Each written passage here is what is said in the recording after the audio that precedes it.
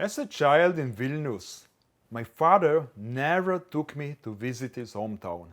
Kėdainiai called it.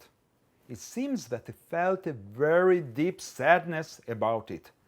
His mother's family that lived in Kėdainiai before the war, first and second cousins and their children and babies were all murdered in the Holocaust, like the rest of the Jewish residents, and no one was left there.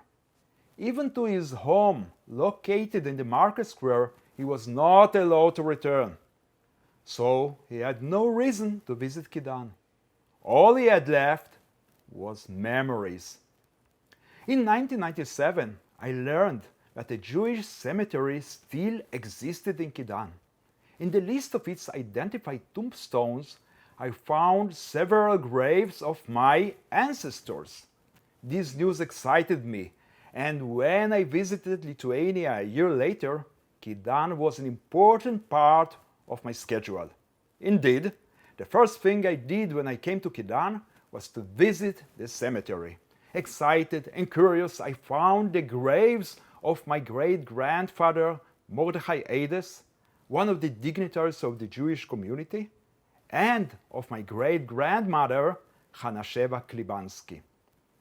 Standing next to the graves of my ancestors, who died 80 and 90 years ago, was one of the highlights of that visit to Lithuania.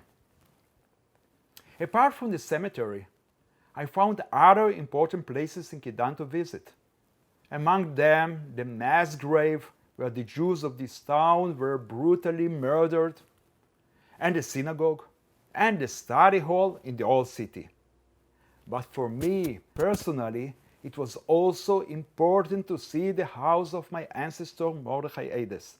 In this house, his daughter, my grandmother, was born, and my father spent his childhood there. Since then, on every journey to Lithuania, I always go back to Kėdainiai. First, I visit the graves of my ancestors and say prayers in their memory. Then I go to the mass grave, and afterwards to my father's house, whose appearance brings back memories of times gone by.